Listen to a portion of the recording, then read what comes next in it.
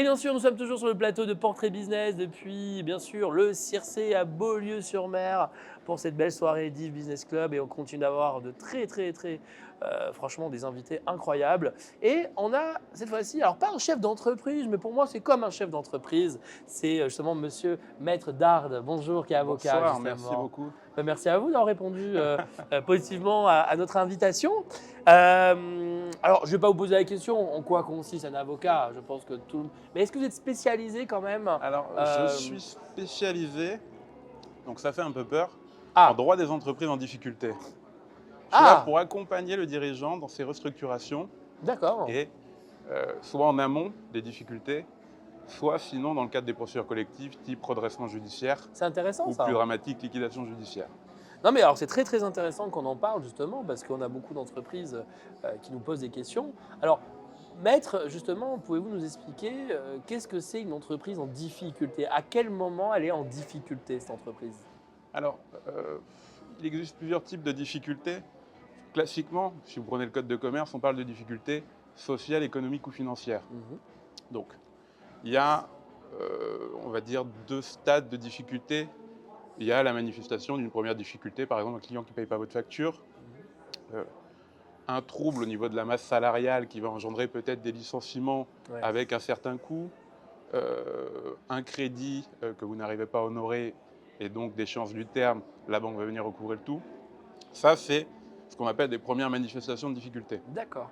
Vous avez ensuite le cas un peu plus lourd où ces difficultés, parce qu'elles ont traîné dans le temps et parce qu'en parallèle, la société a aussi, au-delà des charges qu'elle peut avoir, des problématiques à dégager du chiffre et donc à rentrer de l'argent pour faire face à ces différentes dépenses, elle va créer ce qu'on appelle un état de cessation des paiements, D'accord. c'est-à-dire l'argent qu'elle génère et la trésorerie qu'elle a est insuffisante pour faire face aux dettes qu'elle est obligée de payer et qui sont exigibles immédiatement.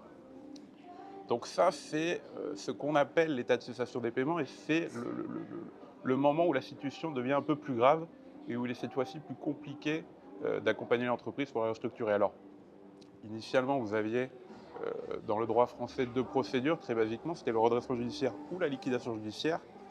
Depuis les années 2000, le législateur a fait en sorte, par plusieurs réformes, de rajouter différentes couches pour que des procédures préventives soient mises en Ouais. place pour essayer d'aider les entreprises, même quand elles sont en état de cessation des paiements. Avant d'arriver vraiment à la Voilà, c'est catastrophe, on ne peut ça, pas se relever. exactement. Eh ben, en tout cas, c'est très intéressant parce que c'est vrai qu'aujourd'hui, on est tous des chefs d'entreprise, hein, moi y compris.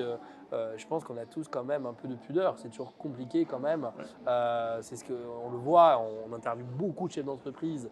Malheureusement, beaucoup d'entre eux sont en difficulté et le sujet qui revient, c'est la pudeur, c'est qui aller voir, comment faire. Ouais. C'est une peur, c'est une crainte, justement, une fermeture d'une société. Est-ce que Maître, vous aujourd'hui, sans bien sûr dévoiler vos clients, est-ce qu'aujourd'hui, c'est quoi le taux de réussite que vous arrivez à les accompagner et à redresser? Alors, plus on se fera en amont, plus le taux de réussite est élevé. Mais D'accord. la réalité, elle est assez malheureuse. 90% des procédures collectives qui s'ouvrent en France sont des procédures de liquidation judiciaire. Ah, oui, c'est pour Donc, ça. c'est-à-dire que lorsque les gens arrivent devant le tribunal, c'est déjà trop tard. Alors qu'en réalité, bon, si c'est des mots et des procédures qui peuvent inquiéter, quand on est devant un tribunal, et surtout devant un tribunal de commerce, on est face à des chefs d'entreprise, Oui, ils des gens connaissent les voilà, problématiques. qui connaissent les problématiques et qui sont plutôt satisfaits, au contraire, et heureux, je ne sais pas si le terme est adéquat, mais d'accueillir des chefs d'entreprise en difficulté qui se soucient euh, de l'arsenal juridique à leur disposition et qui, par l'intermédiaire la plupart du temps de l'aide de leurs conseils, experts comptables, avocats, vont en amont soit faire le choix d'opter pour des procédures préventives et amiables, soit aller en sauvegarde ou en redressement judiciaire, parce que même le redressement judiciaire est un instrument de restructuration qui peut aider à surmonter un certain nombre de difficultés, malgré le fait que ce soit un redressement judiciaire. Et donc, avec l'accompagnement du tribunal et d'organes spécialisés, qui sont les mandataires de justice, et les conseils experts comptables avocats, le chef d'entreprise, entre guillemets, restructure son entité pour essayer ensuite de faire face à ces différents engagements et passer cette mauvaise passe. Mais en tout cas, merci beaucoup, Maître, pour toutes ces informations qui seront utiles, j'en suis convaincu, à nos téléspectateurs. Je vous remercie. Et puis, bien entendu, pour terminer, donc, c'est la première fois que vous venez à la soirée DIF Business Club? C'est la deuxième fois. J'ai Deuxième fait fois. une première soirée cet été qui se déroulait sur un yacht D'accord, à Menton, je crois, si je ne dis d'accord, pas de bêtises. Et c'est la deuxième fois que je viens. J'ai été invité par Sarah, que tout le monde d'accord. adore ici, je crois.